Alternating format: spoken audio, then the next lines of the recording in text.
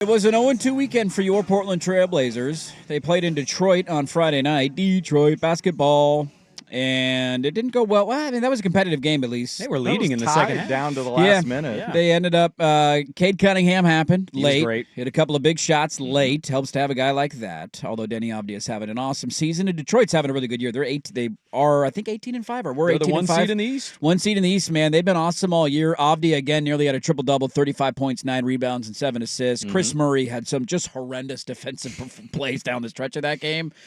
Which is a reminder of like, oh, that's right, we're counting on that guy to play meaningful minutes, and that guy shouldn't be playing meaningful minutes. So you lose 122 to 116, and then in typical Blazer fashion, you damn near pull off an upset over the number one team in the Eastern Conference, and then you go on the road and play Memphis, grit and grind on Sunday. Yep. And you were down by 20 points at the end of the first quarter. Now, there was a brief little flurry of a comeback in the third where I think they got it to within 6 or 7, I want to say, at one point.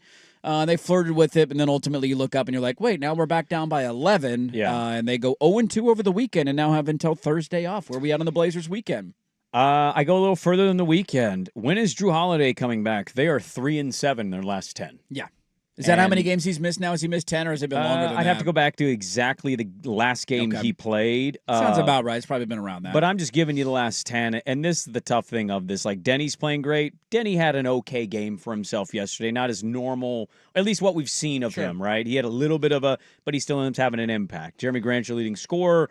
Shaden continues to come off the bench. They're just going to be this team where they have random nights of competing and pushing good teams, if not pulling upsets like they did against Cleveland.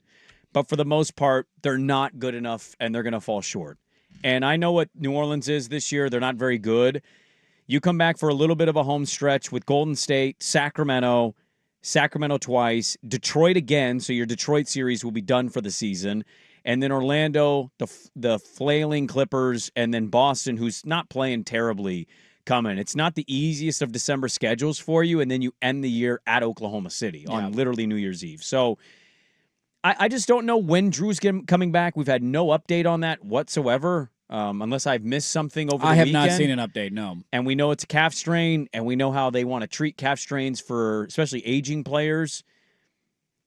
I don't know, man. It's really tough because it's seemingly the same conversation over and over. Game. They're banged up. What do you want from them? They're banged up. What do you expect them to win? Hey, they won. Yeah, this guy's playing good. That guy's playing good. Yeah, then they lose. They're banged up. Yeah, so it's kind of the same conversation with them. That's the tough part about a long regular season because there's highs and lows of it for sure, but I'm with you. It feels like for the last 2.5, 3 weeks, it's been literally the same thing, and there's not a lot else to – other than Denny playing great. Like, Shaden was banged up, and I know he's back now, and they're still bringing him off the bench, so I'm wondering how long does that continue for. I think they're not going to change much of any of that right now, the way it's all going. And it's also another reminder yesterday of how far away your 16th overall pick is from being a competent NBA player because he looks like he doesn't belong on the floor, and it just was a disaster. Well, that's kind of been one of my under-the-radar things of like, and I know he didn't have his best game yesterday.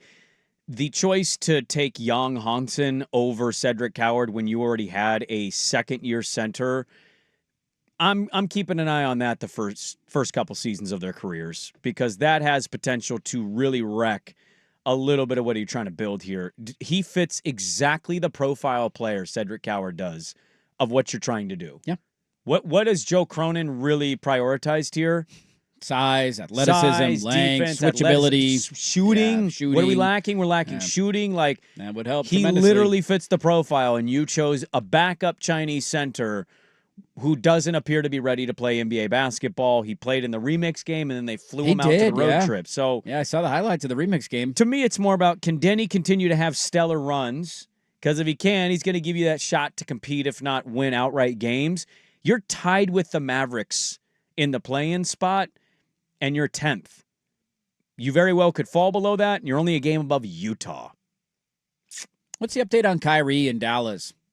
I haven't heard anything other than people floating the idea that he might come back a lot sooner, but I don't believe that's going to be the case. I think McMahon a week or two ago basically was like, because I felt like he's going to be out all year. Buy this. And then there was reports like he might be back, and I'm like, wait, I thought he was going to miss all season. I don't know about that. I don't know if there's really going to be a trade market for Anthony Davis. I don't think that's going anywhere. I just until we get real consistent play from guys in terms of being there on the regular, you're going to be fighting to stay in the play, and if not, find your way out of it. And that's the tough spot they're in. To your point, we don't know when Scoot's going to be back. The quick Scoot report, is the biggest mystery. I mean, there's nothing happening there in terms of ramping things up quite yet. So you're looking at maybe the All-Star break. I feel like they would announce something if it's involving If progress Scoot. is being made, you would absolutely get an announcement. And so the fact that an announcement hasn't been made is what is, I think, troubling. So they had an 0-2 weekend. P1 Bob did say that he heard that they were flying back, so they're not just staying in New Orleans all week. So they are. So they're coming home and then. So they played Memphis and then flew back. Yeah. It was a slightly earlier game, or I guess East Coast time. It was earlier. New Orleans is probably a 3-hour flight for them, so they probably got home around midnight. Yeah, and then you fly out Wednesday, so you're in town for a couple of days, and then you fly back out. Yeah, if I'm a coach or team, I'd rather do that than hang in New Orleans all week. I don't want my boys loose for 4 days on Bourbon Street. No, thank you.